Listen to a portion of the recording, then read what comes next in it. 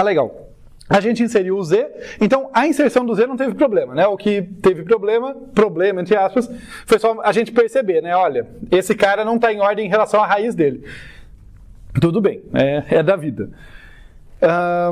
Eu estava inserindo o M também, né? Então só para pendurar o M lá, quando a gente fez a busca pelo M, a gente desceu 0, 1, 1, esquerda, direita, direita, e depois desceu no bit número 3 lá, esquerda de novo, daí pendura o M aqui. A inserção não vai ser particularmente mais complicada do que a remoção, tá? Só tem que tomar aquele cuidado que a gente tem que fazer desde a árvore binária básica lá, né? Que quando eu penduro o elemento, eu sempre tenho que lembrar que aquele novo nó é amarrado na volta da recursão. Então, tem que dar um return do endereço dele, e o que volta da minha função é atribuído para o filho, seja esquerdo ou direito, para onde eu desci, né? Mas isso a gente já está acostumado com isso e eu vou mostrar no código daqui a pouquinho. Acho que isso é tranquilo. Deixa eu ver o que eu queria mostrar para vocês depois da inserção. Como eu falei, né, fica esse quiz, então, para vocês pegarem ali, basicamente reconstruírem essa árvore, sabe? Pega essas letrinhas aqui, começa da árvore vazia e faz a simulação para pegar o fio ali. Não é difícil, mas é interessante. E daí... sim, vamos falar... A gente vai fechar depois falando sobre a remoção, né? Como de costume, a remoção é a parte das operações mais chatinhas que a gente tem. Mas antes vamos falar um pouquinho da eficiência dessa árvore, que grande parte do motivo dela ser útil é que, apesar dela não ter nenhum mecanismo explícito de rebalanceamento, vejam que a gente só segue o caminho de cada nó e insere ele onde dá, ela acaba sendo bastante eficiente. E o motivo disso é que ela limita o pior caso dela de um modo muito mais interessante, muito mais robusto do que a árvore binária básica. Vamos contrastar aqui para a gente pensar nisso. Eu já vou mostrar, né, já vou evidenciar os detalhes dessa árvore aqui, mas vamos lembrar para ter com que comparar. A árvore binária básica vai inserindo na louca, né? Vai mandando nó, ele procura um lugar e insere. Qual que é o pior caso da altura de uma árvore binária básica? Quer dizer, a árvore mais desbalanceada possível. Qual que é a altura que ela pode chegar a ter? Se ela tem n elementos, ela pode ter a altura proporcional a n, né? Se eu for ser preciosista, é n-1, né? Porque é o número de saltos, mas basicamente pode ser proporcional a n. Se eu for bem desbalanceado, uma árvore binária que não tem autobalanceamento, uma árvore binária de busca muito simples, se a ordem não favorecer, ela vai ser uma lista ligada. Na prática, isso é muito ruim para a busca. É uma altura muito grande que vai repercutir na busca, ser muito ineficiente. Para resolver isso, as árvores AVL, rubro-negra e tal, têm mecanismos de autobalanceamento, né? Depois de uma inserção ou de uma remoção, elas olham, se alguma coisa ficou fora do que ela gostaria, ela faz a correção. Essa árvore não tem nada de autobalanceamento. A inserção é só isso que eu mostrei para vocês mesmos. Olha, vai seguindo o caminho, né, até o cara que você quer inserir, procurando onde fazer, né, onde chegar no apontador nulo, quando chegar você coloca o cara lá. É só isso. Por que então que ela não fica tão ruim quanto uma árvore binária básica? Vocês têm algum chute?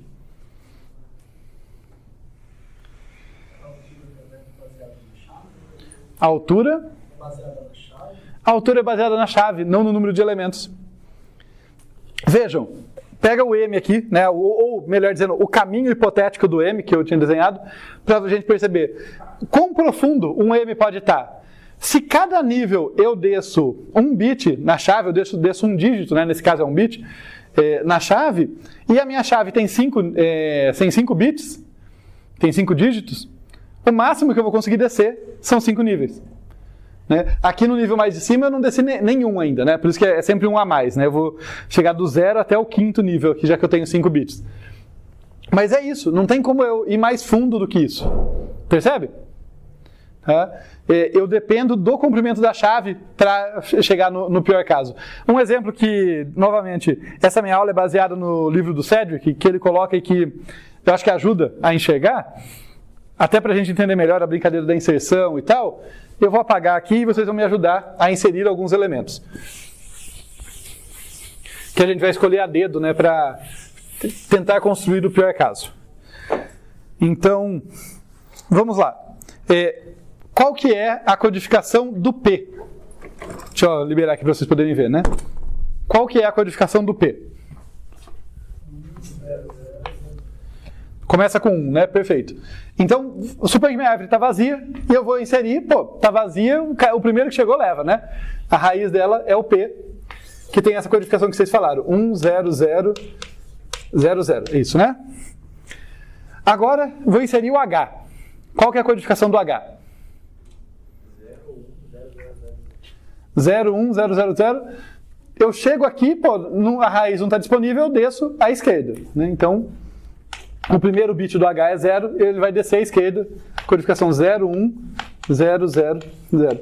Notem que o que foi relevante aqui, eu vou até destacar isso, para construir o exemplo, o que foi relevante, nesse cara aqui, não foi nada, né? Nesse aqui, foi só já fiz errado, olha como eu faço errado. Foi o primeiro bit, né, que foi o que me fez descer à esquerda dele. Agora vamos tentar inserir o D.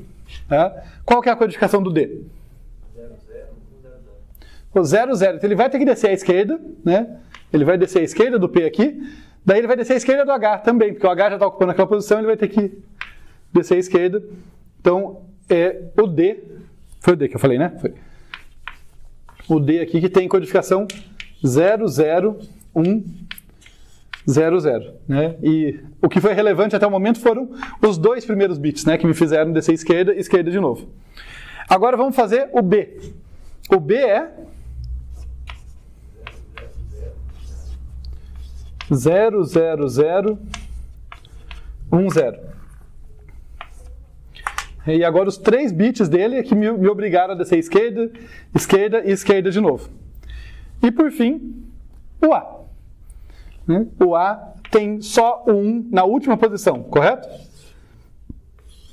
Ele vai descer esquerda, ele vai descer esquerda, esquerda, esquerda e esquerda de novo. 0, 0, 0, 0, 1 ali.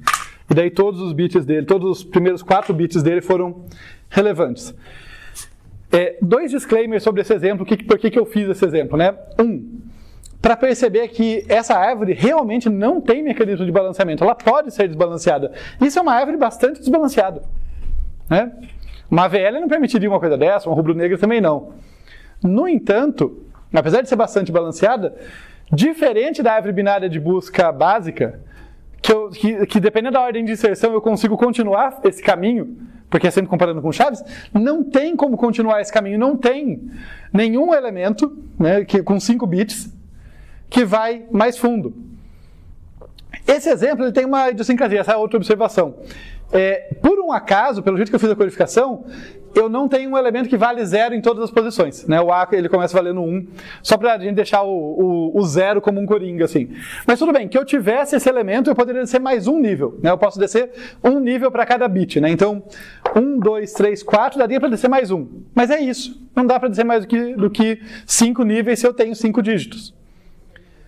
E daí que a gente pode pensar, primeiro, isso sempre vai ser muito melhor do que da ordem de n, tá? Para basicamente qualquer aplicação, isso vai ser mais interessante que da ordem de n, a menos que o número de elementos seja muito pequenininho. Porque ainda que eu vamos pegar um caso ruim na prática, tá? Um caso que não é o melhor disso aqui. Uma chave que tem 64 bits, e eu vou usar o meu dígito como um bit. Não é a escolha que eu faria. Mas ainda assim, eu vou descer 64 níveis no máximo. Meu pior caso para achar uma chave são 64 níveis.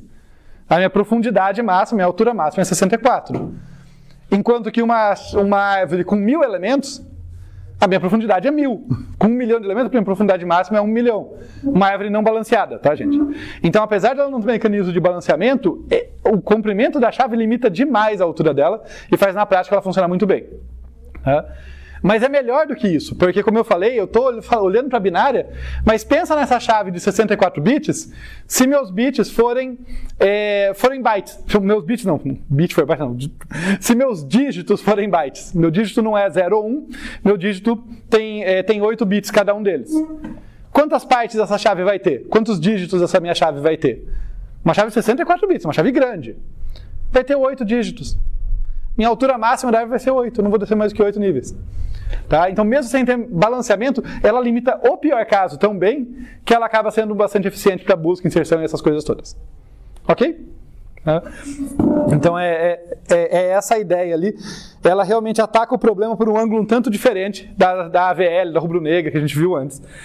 E tal. Mas beleza, então, falamos aqui da eficiência de pior caso, do porquê que ela é interessante na prática. Deixa só eu ver, me organizar com o horário e tal.